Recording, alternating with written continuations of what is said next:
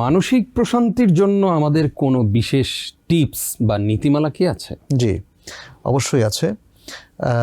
আমরা কোরআন হাদিসের যে টেক্সটগুলো আছে, বক্তব্য, সেগুলো বিশ্লেষণ করলেও এর একটা নীতিমালা পেয়ে যাই।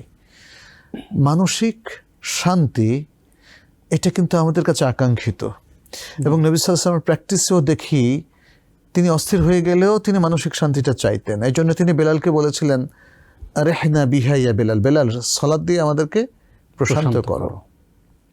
মানসিক প্রশান্তির জন্য আসলে অনেক কিছু দরকার। এক হলো আমাদের নেগেটিভিটি থেকে বা রিয়াক্টিভ মাইন্ড থেকে প্রোঅ্যাক্টিভ মাইন্ডে আসা দরকার, সব কিছুকে পজিটিভলি চিন্তা করা।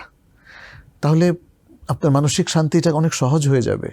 প্রত্যেক মানুষ যখনই কোনো কিছু নিজের দৃষ্টিতে একটু উল্টাপাল্টা দেখে, তখনই সে যখন রিয়্যাক্ট করে তখন তার মানসিক অস্থিরতা তৈরি হয় এবং মানসিক অশান্তি তৈরি হয়।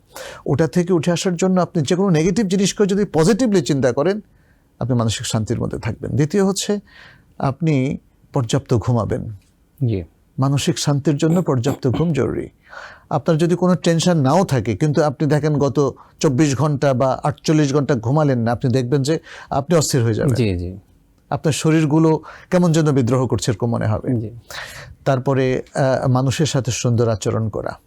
মানুষের সাথে সুন্দর আচরণ করলে মানুষও আপনার সাথে সুন্দর আচরণ করবে, ফলে দুই দিক থেকে চমৎকার একটা প্রোঅ্যাক্টিভ রিলেশনের কারণে মানসিক প্রশান্তি পাবেন। মানসিক প্রশান্তির জন্য আমাদের ইবাদতগুলো চমৎকার কিছু টনিকের কাজ করে। জি, সালাত, সাওম, তারপর হজ, যাকাত। আপনি যখন, যেমন অনেক সময় ডাক্তাররা বলে দূরে কোথাও ঘুরে আসো, কোথায় ঘুরে আসবেন? আপনি মক্কায় ঘুরে আসেন, মদিনায় ঘুরে আসেন, তাই না? তারপরে মানসিক প্রশান্তির জন্য আপনার সিয়ামও অনেক বেশি কাজ দেয়, কারণ মানসিক প্রশান্তি হয়তো দেখা যাবে যে কোনো টক্সিকের কারণে হচ্ছে। আপনি সিয়াম রাখার মাধ্যমে শরীর থেকে টক্সিকটা আপনার দূর হয়ে যাবে। মানসিক প্রশান্তি আমাদের কল্যাণ কাজের মাধ্যমে হতে পারে, সমাজ কল্যাণমূলক চ্যারিটি কাজের মধ্য দিয়ে আপনি দেখবেন যে একটা প্রশান্তি লাভ করবেন। আর এটার একটা যুক্তিও আছে, যাদের জন্য আপনি কল্যাণ করছেন তাদের তো দোয়াও পাচ্ছেন। আল্লাহু আকবার। আর এই চ্যারিটি কাজগুলো ইটসেলফ বারাকাপূর্ণ কাজ, ফলে নানা দিক থেকে আপনার কাছে বারাকা আসতে থাকবে, আপনি শান্তি পেতে থাকবেন। শান্তি অর্জনের জন্য আরেকটা হচ্ছে আল্লাহর যিকির এবং কোরআন তেলাওয়াত করা। আলা বিযিকরিল্লাহি তাতমাইন্নুল কুলুব।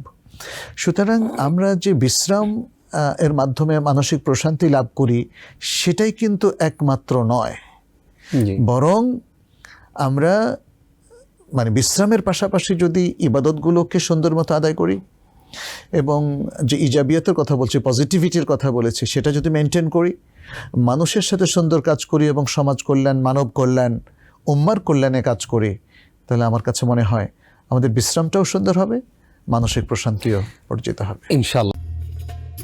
Ad-Din Television, a complete way of life.